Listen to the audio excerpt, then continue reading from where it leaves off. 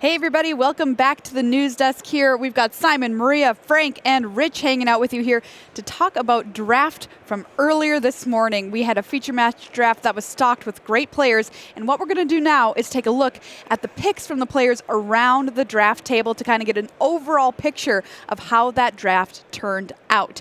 And we're going to kick things off with a look at our feature pod from the draft morning and see who is exactly sitting at this table, and why not start things off with our MPL member there at the top, YUUYA Watanabe, and find out what his first pack looked like. There you go. There's a look at it on your screen for you.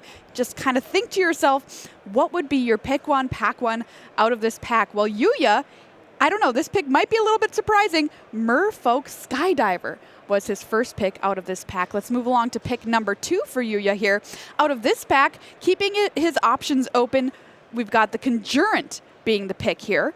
Colorless X-Spell right there. And the third pick out of pack number 3, Soul Diviner. So we're kind of doing a few different things here with our early picks. Let's take a look at his final deck and what happened here.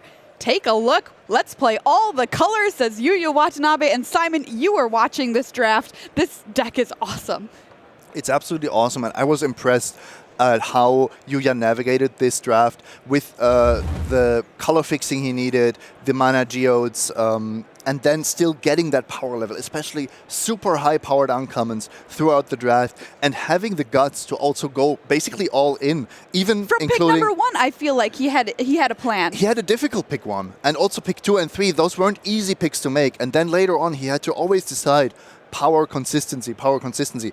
Niv-Mizzet Reborn is a card he had in his first pack, so he might have even had that on the back of his mind. Sure. That it would go around the table and he would get that back. All right, so he went 3-0. He was the perfect drafter. That's how you do it, right there. So on we go. Let's move to FELIX INNAUER as the next player round the table. His first pick, take a look for you, and he is going to go Boros from the get-go with 10th District Legionnaire. He's going to stay on color once you get into pick number 2, and he is going to take a fairly straightforward removal spell in Heartfire, 4 damage to any target.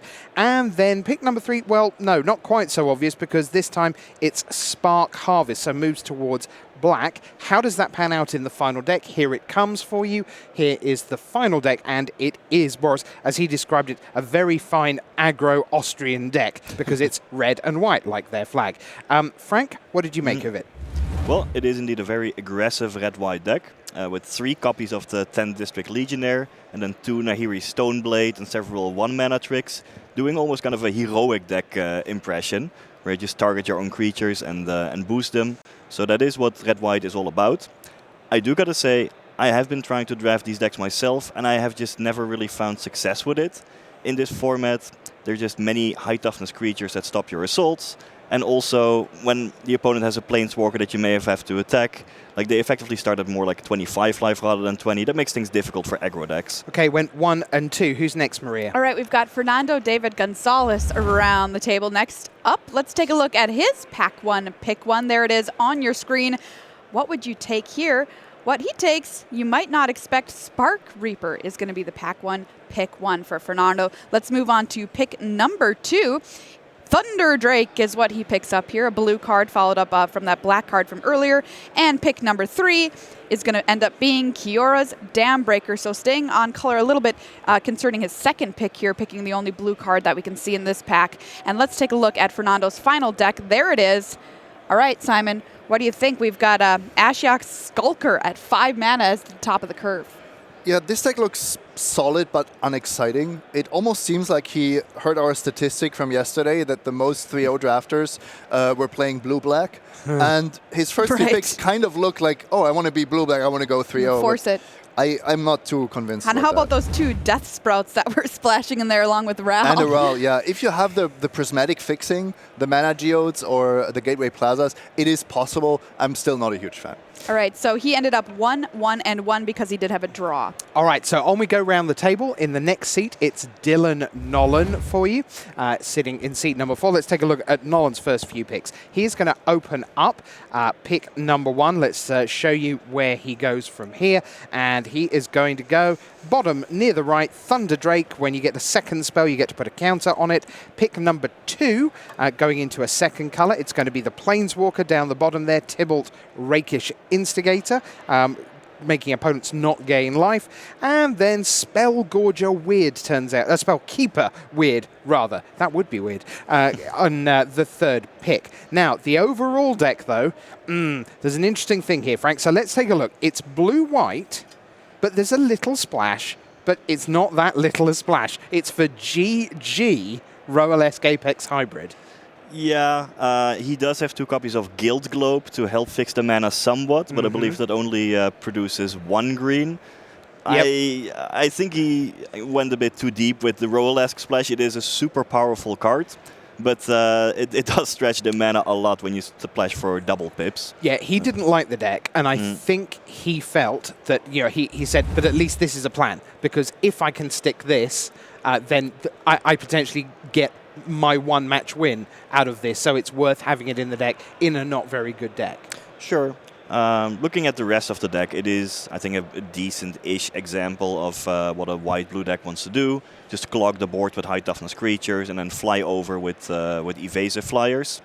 But overall, the power level in the deck is, subpar. Yeah, it went 1 and 2. And now we go to our overnight leader. All right, Olivier Ruel was next around the table. As you said, Rich, 8-0 overnight. So this draft, massively important for him here. Let's take a look at his first pick from his first pack. There you have it.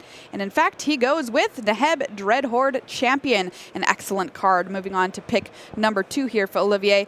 Let's keep the Dreadhorde theme going. Dreadhorde Arcanist was pick number 2, and pick number 3. We're not going to go too far off message, but we're going to pick up an Iron Bully here. Let's take a look at Olivier's final deck. There it is.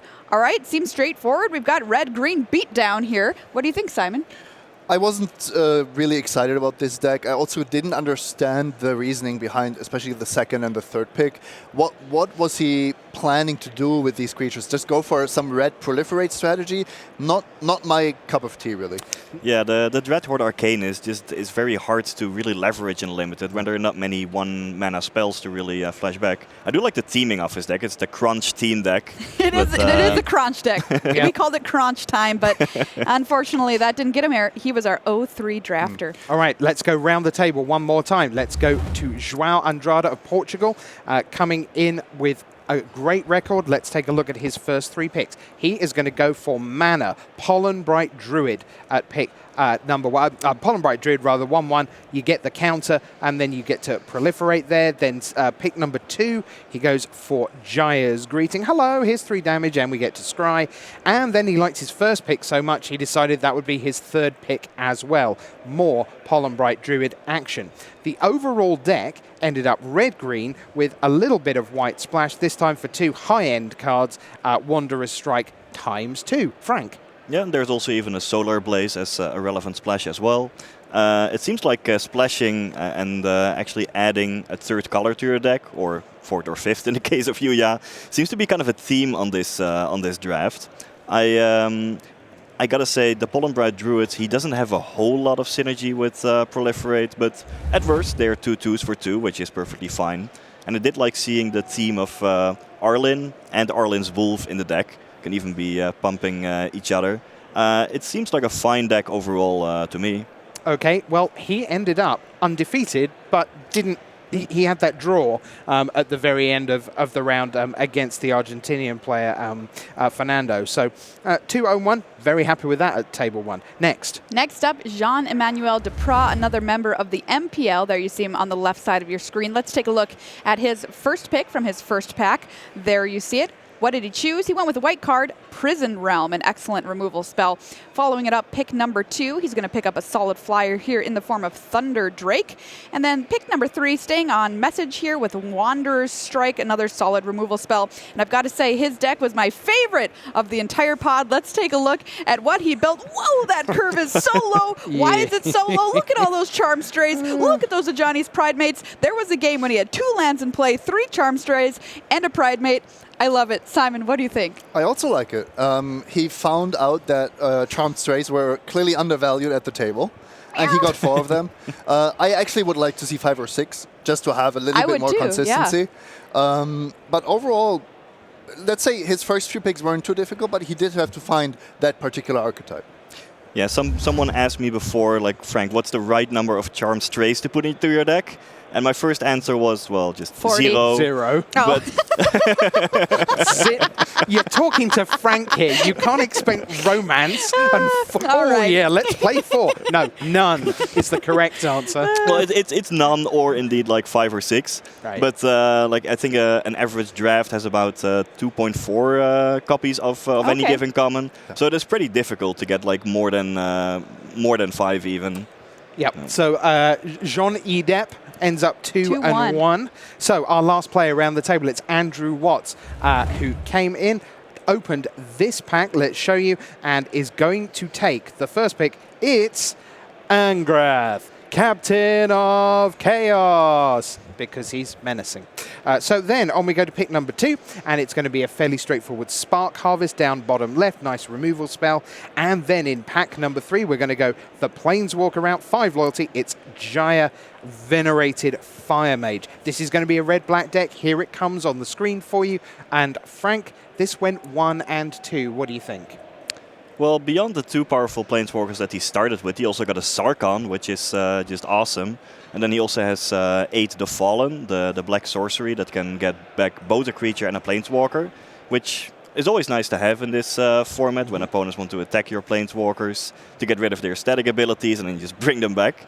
The deck looked fine, average to me, so yeah, a 1-2 record is well within the realm of possibility. Right, so the 2 Hall of Famers, YUUYA Watanabe, 3-0, Olivier Ruel, 0-3. Wow. Anything can happen on day 2 of a Mythic Championship. Well, don't go anywhere. We're going to be right back with an in-depth look at the London Mulligan with the help of Frank. More magic after this.